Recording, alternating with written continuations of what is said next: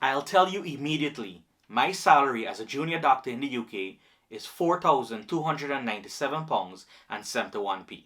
That is my gross pay before any deductions whatsoever. So before tax, before social security, and before my living expenses. Now let's get into the details. So, just for some context, I'm a clinical fellow in medicine at a hospital in the UK, and my accommodation is provided to me by that same hospital. So, you'll notice that my living expenses, especially with regards to accommodation, is much, much more reduced. Thankfully, there is support for accommodation provided. So, my gross is £4,297 and 71p. What does that comprise of? So, I said I'm a clinical fellow in medicine. My contract states that I shall make £34,382 with a 50% banding. So that means if we divide that amount, 34,382, divided by 12 to get the monthly amount, the basic pay, that will be £2,865 and 14p. And remember, I'm getting a 50% banding on top of that. So that comes up to £1,432 and 57p. And that makes a total of £4,297 and 71p. So what are the deductions? So my deductions mainly are categorized as tax, social security, and all other living expenses. So let's get into those. So my tax comes up to an effective rate of 9%, and that comes up to £386 and 79p as a deduction per month from the gross salary. My social security is £257 and 82p, which is about 6% removed from my gross salary. So that is the tax and social security out of the way. Now let's get into my actual expenses. As I mentioned before, I do fortunately have hospital accommodation. So in addition to a standard rental payment I would have, some of the other expenses like water, electricity, Wi-Fi, you'll notice are fixed, they're not variable. Even though for most other people who do not have hospital accommodation, it could vary wildly based on usage. I'm in a very, very large apartment complex, so I'm thinking that is why it's fixed. It's probably hard to measure individually the units. I don't know what arrangement they have. However, just note that my hospital accommodation payment is subject to change every January. So these numbers could go up. So let's get into it. My expenses are, besides from the tax and social security which we discussed, £934 and 44p. That is all accommodation. So what does that break down into? So I pay for rental itself £607 and 50p. For furnishings, I pay £86 and 68p. I still don't know what that is. I'm guessing that's what they're calculating for depreciation on all the items inside the home.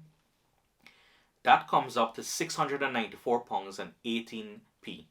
Now, just to give you an idea of my apartment, it is a 2-bedroom flat, right? So it has the standard stuff, living room, kitchen, bathroom, and I have 2 rooms.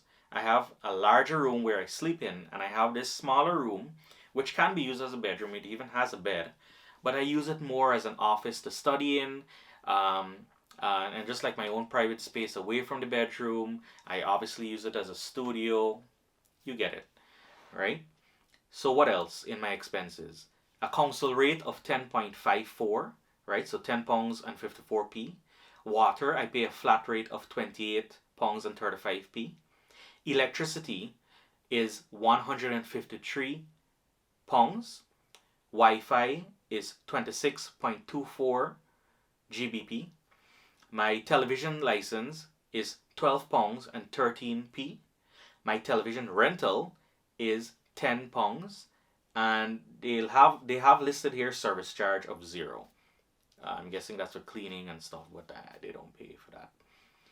So my total deductions there, when we take into account the tax of 387 and 79, social security of 257 and 82, and the other expenses, which came up to £934 and 44p, is a total deduction of £1,579 and 5p. Now, because I'm in hospital accommodation, and because obviously I'm employed by the hospital, they send the taxes out, they send the social security out, and they deduct my hospital accommodation expenses.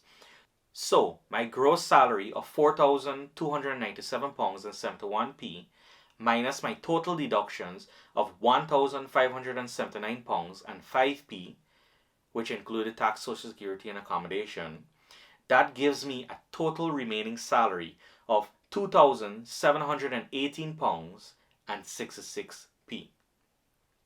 So after all deductions in my bank account at the end of the month, free cash money, no more things to be deducted, I have £2,718 and 66p.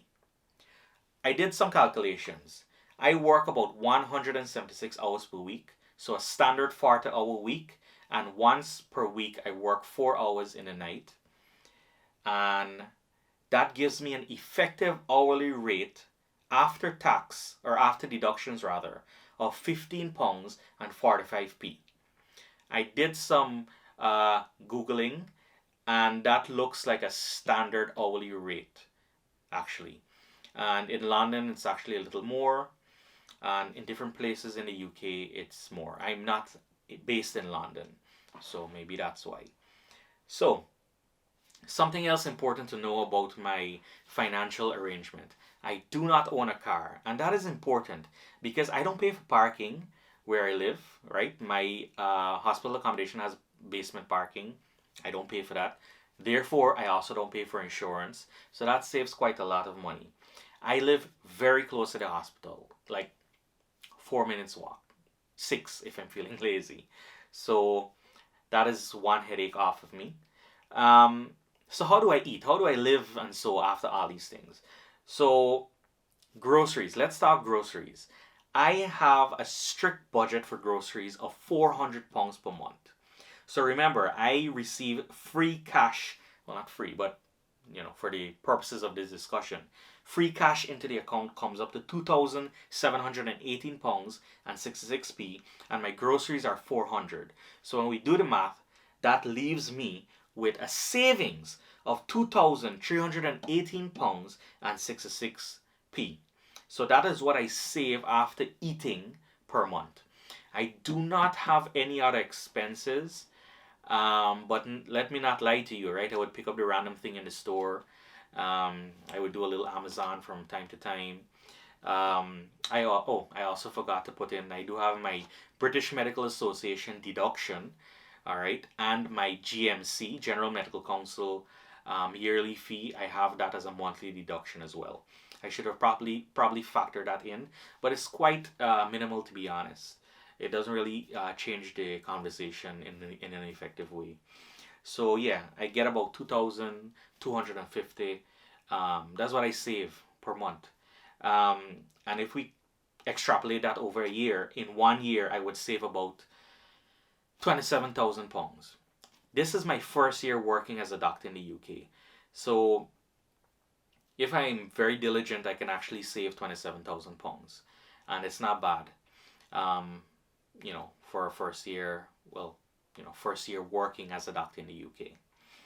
I just want to mention, I could work more hours, but I just prefer to be at home, to be honest. My hospital has lots of opportunities for internal locums, meaning that you pick up extra shifts in the hospital when there are gaps in their rotation. But like I said, I rather much be here at home, working on self development, doing some studying, and also to be able to focus on my YouTube. Um, I also work in the acute medicine department, and acute medicine it's acute medicine. It's quite busy, as you can imagine. Um, it gets quite stiff, and in February I'm going to have to switch to the emergency department. So even if there are opportunities for working and gaining more money, I just don't take them. I'm quite fine, as you can see how we went through the numbers. I do quite well already.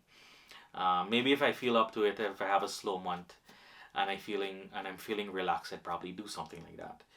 Additionally, I do not work during my leave. I take my leave. I need that to decompress and spend time with family and friends. So that's it. I hope you liked it. Leave a comment. Please absolutely subscribe. There are going to be more in-depth and interesting videos like this, I promise. This is just the tip of the iceberg. I love discussing finance and I hope you stick around. Thank you.